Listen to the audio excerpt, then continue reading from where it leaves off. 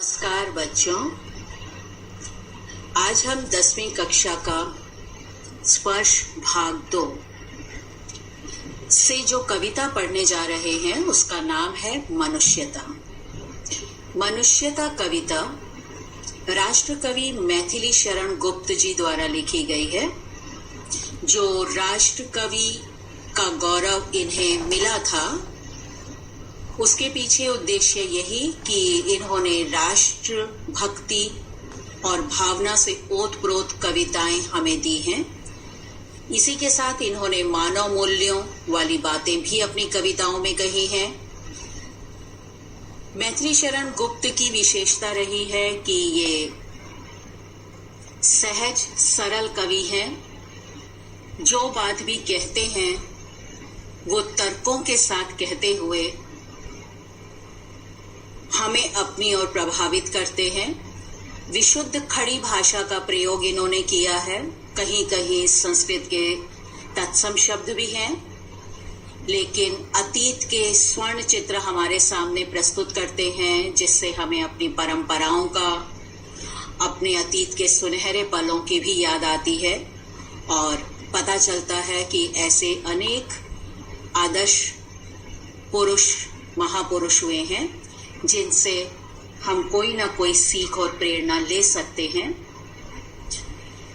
झांसी के चिरगांव में 1896 में जन्मे मैथिली शरण गुप्त जी का अंत सन 1964 में हो गया था। इनके भाई सियाराम शरण गुप्त की कविता आपने गत वर्ष 9वीं में पढ़ी होगी, एक फूल की चाह। उसी तरह की विशेषता इनमें भी पाई जाती है। जैसे उस कविता को पढ़ते हुए आपने देखा होगा कैसे कथात्मक शैली में पढ़ते हुए कविता को लगता है एक कहानी आगे बढ़ती चली जा रही है। इसी तरह से बहुत ही सहज तरीके से इनकी कविताओं में हमें विशेषता मिलती है कि सारे जाने पहचाने से तथ्यों को हमारे सामने कविता के रूप में जब प्रस्तुत करते हैं तो पढ़ने वाला, सुनने वाला उसे पढ़ता चला जाता है, सुनता चला जाता है। प्रस्तुत कविता में हम देखेंगे कि कैसे हमें बताया गया है। शीर्षक ही बता रहा है मनुष्यता, मानवता, इंसानियत, आदमियत जिसे हम कह सकते हैं। तो मनुष्य होने के नाते मनुष्य का क्या क्या धर्म है, क्या क्या उसे करना चाहिए, कैसा होना चाहिए, ये सब बातें हमें कविता के माध्यम से पता लगेंगी कि हमारा हित अहित, औरों का हित अहित किसमें होता है, हित अहित यदि देखा जाए तो इसमें संधि हुई है,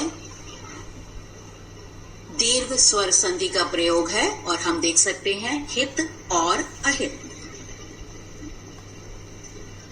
अगर समास भी देखें तो समास विच्छेद भी विग्रह भी कर सकते हैं और संधि विच्छेद भी। हित प्लस अहित या हित और अहित कहते हैं तो वहां पे हमारे पास द्वंद्व समास हो जाता है। पर अभी हम कविता पढ़ रहे हैं, संधि समास जैसे व्याकरणिक विषय नहीं।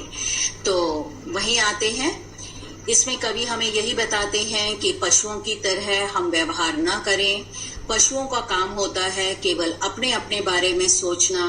मनुष्य श्रेष्ठ है बुद्धि की दृष्टि से, तो उससे ये अपेक्षा की जाती है, उम्मीद रहती है कि वो कुछ बढ़कर ऐसे काम करेगा जो उसे चार पैर वाले पशुओं से अलग कर सकती हैं।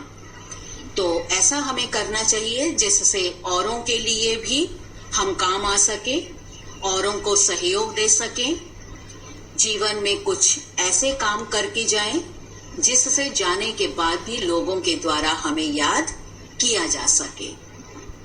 जब हम मात्र अपनी चिंता नहीं करते हैं, औरों के बारे में भी सोचते हैं, तो हमारे द्वारा बहुत बड़े बड़े काम हो जाते हैं और अनायासी जब वो काम हो जाते हैं तो उन कामों के कारण हमारे जाने के बाद हमारी आने वाली पीढ़ियां हमें बहुत अच्छे अर्थों में, अच्छे शब्दों में, अच्छे रूप में याद कर पाती हैं। और अगर कुछ नेक काम करते हुए हम अपने जीवन का बलिदान देते हैं तो हम यादों में तो बसते ही हैं, हमारी मृत्यु को भी सुमृत्यु के नाम से पुकारा जाता है, जाना जाता है। कविता में जो बात आ रही है, अगर हम उसे पदों के अनुसार आगे आगे बढ़ें तो हम समझेंगे। मनुष्यता कविता कहती है, विचार लो कि मरते हो न मृत्यु से डरो कभी, मरो परंतु यों मरो कि याद जो करे सभी। इस बात को मनुष्य हमेशा याद रखे कि वह क्षणभंगुर है, मर्त्य है यानी मरणशील है। अगर हमारा जन्म हुआ है तो मृत्यु निश्चित है। तो मृत्यु से डरे बिना जो जीवन जीता है, वास्तव में उसका जीवन औरों की खातिर जिया जाता है। और फिर यदि हम औरों की खातिर अपना जीवन जीते जीते अपने को शहीद कर देते हैं तो हमें सदा के लिए याद किया भी जाता है। विचार लो कि मरते हो न मृत्यु से डरो कभी, मरो परंतु यों मरो कि याद जो करे सभी। जीना भी और मरना भी ऐसा हो कि लोगों के द्वारा हमारे जाने के बाद भी याद किया जाए। होई न यो सुमृत्यु, तो यदि हमारी मृत्यु सुमृत्यु नहीं होती तो वृथा मरे वृथा जिए, तो हमारे जीने का कोई अर्थ ही नहीं है। जीवन व्यर्थ हो गया मानो। मरा नहीं वही कि जो जिया न आपके लिए। यहाँ आपका मतलब स्वयं के लिए नहीं है, दूसरों के लिए। मरा नहीं वही कि जो, उसका मरना भी क्या मरना, जो केवल अपने लिए ही जिया और मरा।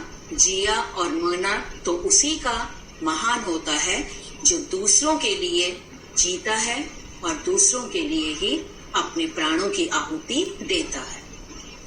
यदि हम ऐसा नहीं करते तो वो तो वही पशु प्रवृत्ति है कि आप ही चले।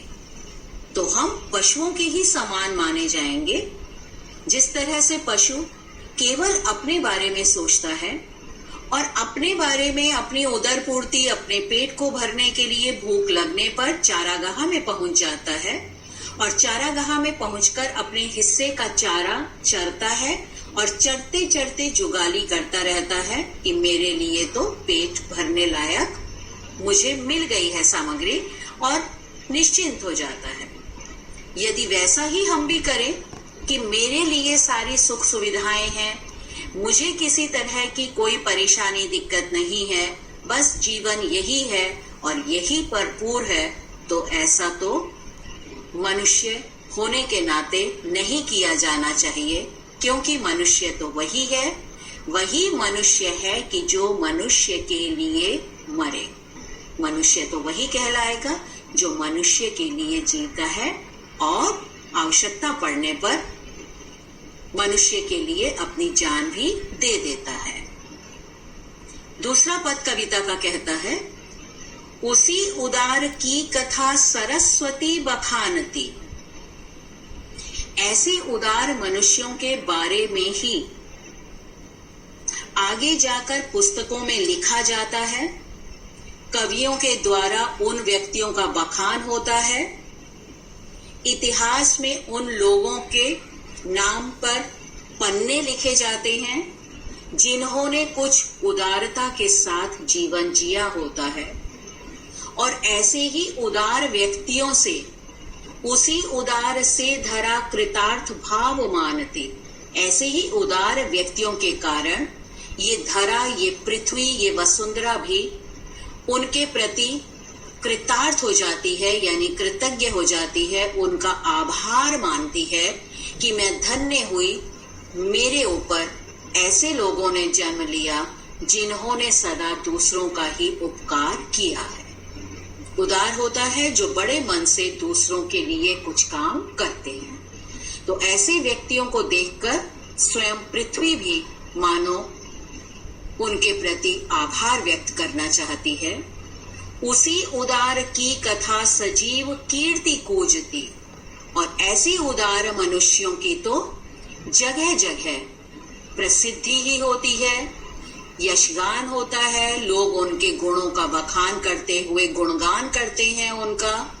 तथा उसी उदार को समस्त सृष्टि पूजती। सृष्टि होती है संसार, समस्त संसार में ऐसे ही लोगों को पूजा जाता है, उनकी वंदना होती है, वे सबके लिए पूजनीय हो जाते हैं। अखंड आत्म भाव जो असीम विश्व में भरे, जो हर एक में एक ही आत्मा का निवास समझते हैं, अखंड रूप से हर एक के लिए जीते हैं, वसुधा में हर एक को एक समान समझते हैं और विश्व भर में वसुधैव कुटुंबकम की भावना के साथ जीते हैं। वास्तव में वही मनुष्य होता है जो मनुष्य के लिए जीना और मरना जानता है। अगले पद में यहाँ अनेक पौराणिक ऐतिहासिक पुरुषों के बारे में बताया गया है। शुद्धार्थ रंति देव ने दिया करस्त थाल भी। कर होते हैं हाथ, शुद्धा होती है भूख, आर्त यानी उससे व्याकुल बेचैन जब होता है, जब आदमी भूख से जब व्याकुल थे रंतिदेव नामक राजा, तो उनके सामने राजा होने के नाते कोई भी कमी नहीं थी, सुख सुविधाओं से परिपूर्ण थे। भूख लगते ही उनके सामने अनेक व्यंजनों से सुसज्जित थाल पेश किया गया। उनके हाथों के आगे उनके सामने जब भूख मिटाने को विविध व्यंजनों से भरा हुआ थाल रखा गया, तभी देखा उन्होंने कि उनके द्वार पर कोई भिखारी है जो भूख से व्याकुल हो रहा है। उन्होंने अपने सामने परोसा हुआ थाल उस भिखारी को दे दिया ताकि उसकी क्षुधा, उसकी भूख शांत हो जाए। क्योंकि अपनी भूख की परवाह किए बिना उसको सुसज्जित थाल दिया था, इसलिए आज भी हम उन रंतिदेव को याद करते हैं। दूसरा पौराणिक पुरुष हुए दधीची ऋषि, जिन्होंने अपनी अस्थियों का दान दिया था देवासुर संग्राम में वज्रास्त्र बनाने के लिए। और उस वज्रास्त्र के लिए कहा गया था, वज्र होता है जिस पर किसी भी और अस्त्र का प्रभाव नहीं पड़ेगा। देवासुर यानी देव और असुरों के बीच में जब युद्ध हो रहा था, संग्राम हो रहा था, तो असुर लगातार जीतते जा रहे थे। तो ये प्रश्न उठा कि यदि यही जीतते चले गए, विजय इनकी ही हुई, तो इनका ही होने लगेगा आधिपत्य स्वर्ग में, तो कैसे होगा? ये तो गलत हो जाएगा यदि अत्याचार और अत्याचारियों का यहाँ पे राज हो। तो ये सुझाव लाया गया कि इंद्र को भेजा जाए मृत्युलोक में, इस पृथ्वीलोक में। मृत्युलोक पृथ्वीलोक को इसीलिए कहा जाता है क्योंकि इसमें जो भी जन्म लेता है उसकी मृत्यु निश्चित है। और कहा कि यहाँ पे एक परार्थ ऋषि हैं। परार्थ यानी दूसरों के लिए उपकार करने वाले जो सदा तैयार रहते हैं। दधीची नामक ऋषि हैं। यदि उनकी अस्थियों से, उनके शरीर में जितनी भी हड्डियां हैं, अस्थियां हैं, उनसे यदि एक अस्त्र तैयार किया जाए, अस्त्र जिसका प्रयोग देवता असुरों के साथ युद्ध करते हुए करेंगे। शस्त्र होता है हाथ में उठाया जाने वाला, अस्त्र होता है जिसका उपयोग फेंक कर भी किया जा सके, और आमतौर पे उसका उपयोग देवों के पास होता है, और उनके द्वारा यदि वरदान स्वरूप किसी भक्त को मिल जाए तो वो अस्त्र होगा शस्त्र के स्थान पर। तो ये माना गया कि दधीची की ऋषियों में, दधीची ऋषि के परमार्थ के कारण इतना दम है, इतनी ताकत है कि यदि उन हड्डियों से अस्त्र बनाया जाएगा तो हम असुरों को पराजित कर सकेंगे। यही हुआ। इंद्रदेव ने दधीची के पास आकर विनम्र प्रार्थना की कि हमें आपकी हड्डियां चाहिए, अस्थियां चाहिए ताकि हम अस्त्र का निर्माण कर सकें। तो उन्होंने एक बार भी दोबारा सोचा नहीं और खुशी खुशी अपना शरीर दान कर दिया और उनकी शरीर से निकली हुई हड्डियों से तैयार किया गया वज्रास्त्र अंत में, जिसके कारण देव लोक में देवों का राज आज हम देख रहे हैं, उन्हीं दधीची ऋषि से की हड्डियों से बनाए हुए अस्त्र से असुरों का विनाश किया गया था। अपने परमार्थ के कारण ही आज हम दधीची को जानते हैं, पहचानते हैं, याद करते हैं। उशीनर क्षितिश ने स्वमास दान भी दिया। उसी तरह क्षिति होती है पृथ्वी, पृथ्वी के राजा उशीनर नामक राजा ने भी अपने मांस का दान कबूतर के प्राणों की रक्षा के लिए दे दिया था। उसी परंपरा में आगे आते हैं दानवीर कर्ण। दानवीर कर्ण ने भी अपने शरीर का वो चर्म निकालकर दे दिया था जो बचपन से ही उनके शरीर में सुरक्षा कवच था, क्योंकि अपनी दानवीरता के लिए वो विख्यात थे। तो माता कुंती द्वारा जब मांगा गया कवच कि मुझे रक्षा के लिए अपने बच्चों की चाहिए, तो उन्होंने अपने शरीर से जो जन्म से धारण किया हुआ कवच था, जब शरीर से निकाला तो पूरा शरीर उनका लहू लुहान खून खून से लथपथ हो गया था, लेकिन उन्होंने उसकी भी चिंता नहीं की और उसे सहर्ष दिया, खुशी खुशी दिया, क्योंकि कर्ण, उशीनर, दधीची, रंतिदेव ये बात जानते थे कि अनित्य देह के लिए अनादि जीव क्या डरे। ये शरीर तो नाशवान है, यदि हमने ये शरीर धारण किया है, आत्मा उसके अंदर है जो अमर है, उस शरीर के प्रति हम इतनी आसक्ति या प्रेम क्यों करें कि दूसरे का जीवन यदि हमारे शरीर से बच सकता है तो उसे क्यों ना दे दिया जाए।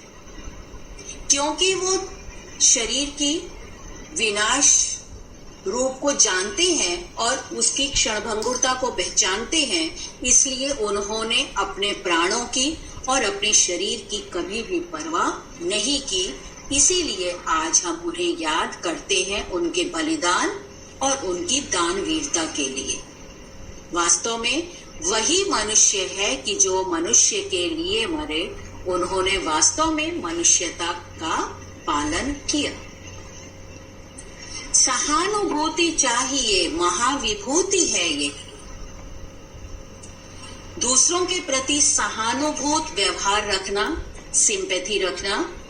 दूसरा कैसा अनुभव कर रहा है, यदि दुखी है तो मैं तभी उसके दुख को अनुभव कर सकूंगी जब मैं उसके स्थान पर अपने को महसूस करूं, अनुभव करूं। और यदि हम ऐसा कर पाते हैं तो ये महाविभूति है, महान कार्य है।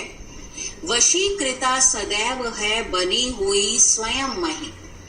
और ऐसा काम करने वाले, ऐसा विचार करने वालों की ही ये पृथ्वी भी सदा गुलाम रहती है, उनके वश में रहती है और उनको भुला नहीं पाती है। विरुद्धवाद बुद्ध का दया प्रवाह में बहा। गौतम बुद्ध ने यदि बौद्ध धर्म का स्थापना की तो उसके पीछे भी यही उद्देश्य था कि उन्होंने दीन, हीन, क्षुद्र जाति के प्रति दया भाव रखा। जब उन्होंने देखा कि किसी को भी निम्न जाति के लोगों को मंदिरों में आने की इजाजत नहीं है, प्रवेश नहीं कर सकते हैं, उसके लिए उन्हें दुत्कारा, मारा और दंडित किया जाता है, तो ये लोग ईश्वर की यदि भक्ति करना चाहते हैं तो कहाँ जाएंगे? इनके लिए मंदिरों के में जगह क्यों नहीं है? ये अगर अपने देवी देवता को पूजना चाहते हैं तो ये कहाँ जाएं, क्या करें? इसके लिए इन्होंने बौद्ध धर्म की स्थापना की, जिसमें किसी भी जाति के लोगों को आने की अनुमति थी। तो एक तरह से उन लोगों के प्रति जब मन में करुणा और दया का भाव आया तो उन्होंने इस धर्म को जन्म दिया। सदा देखा गया है, विनीत लोक वर्ग क्या न सामने झुका रहा। कि जब विनम्र होकर हम लोगों के सामने पहुंचते हैं तो दूसरा हमें आदर के साथ स्वीकार करता है। आहा वही उदार है परोपकार जो करे। और यदि हम में परोपकार करने का गुण है तो हम उदार ही कहलाएंगे, और ऐसे उदार व्यक्ति तो वास्तव में महान मनुष्य कहलाने योग्य होते हैं। वही मनुष्य है कि जो मनुष्य के लिए मरे। रहो न भूल के कभी मदांध तुच्छ वित्त में। हमें कभी भी इस बात का घमंड नहीं करना चाहिए कि मेरे पास भरपूर धन दौलत है। वित्त होता है धन दौलत, ऐश्वर्य। तुच्छ छोटा जिसे मानते हैं। जो ये सारी चीजें हैं ये बहुत छोटी मोटी हैं, क्योंकि धन, रुपया, पैसा आज मेरे पास कल तुम्हारे पास, इसीलिए इसे चंचल बोला जाता है कि संपत्ति ऐसी चंचला है जो कभी भी एक जगह स्थिर होकर नहीं रहती है। तो जो एक जगह स्थायी रूप से नहीं रहती उस पर गुमान क्यों। रहो न भूल के कभी, कभी भी अपने पास धन दौलत आ जाने पर घमंड मत करो। सनाथ जान आपको करो न गर्व चित्त में। चित्त यानी हृदय में। अपने मन में इस बात का कभी गर्व मत करो कि ईश्वर ने मुझ पर अपार कृपा की है, मुझे धन दौलत से भर दिया है तो मैं ही सब कुछ हूं। ऐसा ना मानना। ऐसा मानना हमारी भूल है। अपने को सनाथ ईश्वर मेरे साथ है ये न मानना, क्योंकि अनाथ कौन है यहाँ। ऐसा कोई भी नहीं है जिसका कोई ना हो। इस पृथ्वी में जो भी है, किसी के तुम, किसी के हम, किसी का कोई और, किसी का कोई नहीं, तो जिसके साथ कोई नहीं है त्रिलोक नाथ साथ है, उनका साथी ईश्वर है। दयालु दीन बंधु के बड़े विशाल हाथ हैं। वही ईश्वर जो दीनहीनों पर कृपा करते हैं, उनके साथी बन जाते हैं, उन पर दया करते हैं, उसके इतने बड़े हाथ हैं कि हम तुम तो उसके आगे कुछ भी नहीं है। वो अपने विशाल हाथ जहां तक ले जाना चाहें उन पर कृपा कर सकते हैं।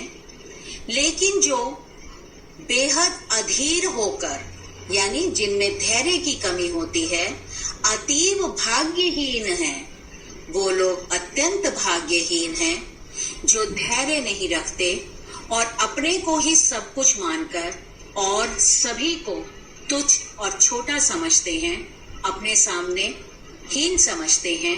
वे वास्तव में दया के पात्र हैं, क्योंकि वे ये नहीं जानते कि आज यदि भाग्य उनके साथ है तो कल किसी और के साथ भी हो सकता है। वही मनुष्य है कि जो मनुष्य के लिए मरे। अनंत अंतरिक्ष में अनंत देव हैं खड़े। अंतरिक्ष दूर दूर तक फैला हुआ है और हिंदू मान्यता के अनुसार करोड़ों देवी देवता हैं। अनेक देवी देवता जिस पर भी हमारी आसक्ति और श्रद्धा है, यदि हम उसे सच्चे मन से पुकारते हैं तो वो हमारे सामने मदद के लिए प्रस्तुत हो जाते हैं। अनंत अंतरिक्ष में अनंत देव हैं खड़े, समक्ष स्वबाहु जो बढ़ा रहे बड़े बड़े।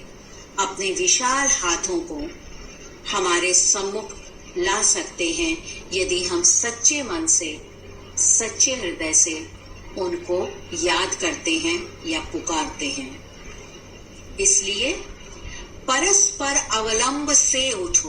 परस्पर आपस में, अवलंब सहारा। इसलिए आपस में एक दूसरे का सहारा बनो। जो कमजोर है उसको अपनी ताकत दो। परस्पर अवलंब से उठो तथा बढ़ो सभी। और जो नीचे झुका हुआ है उसको ऊपर उठाने के लिए उसका सहारा बनो। अभी अमर्त्य अंक में अपंक हो चढ़ो सभी। और मन में सदा ये विचार रखो कि हम कैसे औरों के काम आ सकते हैं। जिसकी स्थिति बहुत कमजोर है उसको हम सबल कैसे बना सकते हैं। रहो न यों कि एक से न काम और का सरे। कभी भी ऐसा कोई काम न करे कि मैं दूसरे का सहारा बन सकता था तो भी हमने मुंह मोड़ लिया या हाथ खींच लिया। भूल कर भी ऐसा न करें। यदि किसी के लिए हम उपयोगी हो सकते हैं तो अवश्य हाथ बढ़ाइए और उसका सहारा बनकर उसका कष्ट निवारण करिए। क्योंकि मनुष्यता इसी में है। वही मनुष्य है कि जो मनुष्य के लिए मरे और मनुष्य के लिए जिए। मनुष्य मात्र बंधु है, यही बड़ा विवेक है। यदि मनुष्य ये मानकर चले कि हम सब बंधु हैं, यानी हम सब आपस में भाई भाई हैं, कोई पराया नहीं, कोई दूसरा नहीं, कोई दुश्मन नहीं। पुराण पुरुष स्वयंभू पिता प्रसिद्ध एक हैं। हमारे पुराण, हमारे बड़े बड़े धार्मिक ग्रंथ यही बात कहते हैं कि स्वयंभू परमात्मा एक है, चाहे उसके रूप और नाम अनेक हों। पुराण पुरुष स्वयंभू पिता प्रसिद्ध एक हैं, वो भी यही संदेश देते हैं कि अलग अलग नाम हो जाने से हम भेदभाव न करें। हम सब उस अदृश्य आत्मा की संतान हैं, इसलिए हम सबको एक समान भाव से देखना चाहिए। भेदभाव समझकर दूरियां और दुश्मनी पैदा नहीं करनी है। फल अनुसार कर्म के अवश्य बाह्य यानी बाहरी भेद हैं। जो जैसा कर्म करता है उसके अनुसार फल पाता है, परंतु अंतरैक्य में प्रमाण भूत वेद है। किंतु अंदर से आत्मा सबकी एक है। इस विचार को, इस भाव को, इस बात को हम सबको जान लेना चाहिए। और यदि हम ये जान जाते हैं तो हम परस्पर भेदभाव करना छोड़ देते हैं। अनर्थ है कि बंधु ही न बंधु की व्यथा हरे। ये तो बहुत ही बुरी बात है कि आपस में हम एक जैसे दो आंख, दो हाथ, दो पैर वाले होते हुए भी हम दूसरे को दुख में देखकर भी उसकी दुख को दूर करने के लिए आगे नहीं बढ़ते। आज वो दुखी है, कल उसके स्थान पर हम हो सकते हैं। जैसा आज मैं उसके साथ व्यवहार कर रही हूँ, दूसरा भी मेरे साथ वैसा ही व्यवहार कर सकता है। चाहे यही सोचें, लेकिन संकट की घड़ी में अवश्य दूसरों के काम आए। क्योंकि ये मनुष्य ही है जो मनुष्य के काम आकर उसकी व्यथा, उसके कष्ट, उसके दुख, उसकी पीड़ा को दूर कर सकते हैं। वही मनुष्य है कि जो मनुष्य के लिए मरे। चलो अभीष्ट मार्ग में सहर्ष खेलते हुए। तो ये सब जानने के बाद चलिए अब हम सब ये विचार करें और ये प्रण लें कि जो भी हमारा अभीष्ट मार्ग है, इच्छित मार्ग है, जो भी हम पाना चाहते हैं, जो भी हमारा लक्ष्य है, उसमें हम खुशी खुशी आगे बढ़े। और खुशी खुशी कब आगे बढ़ेंगे? जब हम उस लक्ष्य को बहुत कठिन, जटिल, मुश्किल नहीं मानेंगे। क्योंकि किसी भी लक्ष्य तक पहुंचने के लिए मार्ग में अनेक विपत्तियां, अनेक विघ्न, अनेक बाधाएं, अनेक रुकावटें आती हैं। लेकिन उन रुकावटों पर विजय यदि हम पाना चाहते हैं तो हर स्थिति को हमें खुशी खुशी जीना होगा, बोझ नहीं समझना होगा।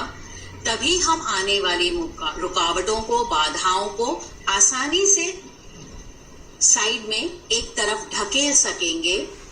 और अगर हम उसमें बढ़ते हुए खुशी खुशी आगे बढ़ रहे हैं, तो आपस में कोई भी जाति धर्म आदि रुकावट न बने। घटे न हेल मेल, हाँ घटना नहीं चाहिए आपसी भाईचारा हमारा, बल्कि क्या होना चाहिए, हेल मेल बढ़ता रहे, हम में आपसी मेल बढ़े, आपस में हम एक दूसरे के साथ मिलजुल कर चले, बढ़े न भिन्नता कभी।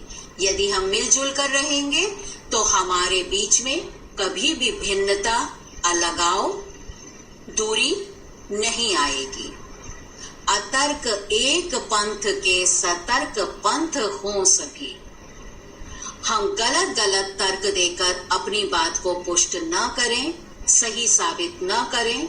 जो सही मार्ग है उसको अपनाएं और जो सही मार्ग है उसी पर चलने के लिए सभी को प्रेरित भी करें। यदि हम अपने इन उद्देश्यों को पूरा कर पाते हैं, तभी समर्थ भाव है कि तारता हुआ तरे। तभी ऐसा होगा कि हर एक असमर्थ को भी हम समर्थ बना सकेंगे और इस जीवन रूपी नैया में हर एक को बैठाकर नदी पार करा सकेंगे, अर्थात हर एक के जीवन का उद्धार हो सकेगा जब हम सभी के प्रति एक समान भावना रखेंगे।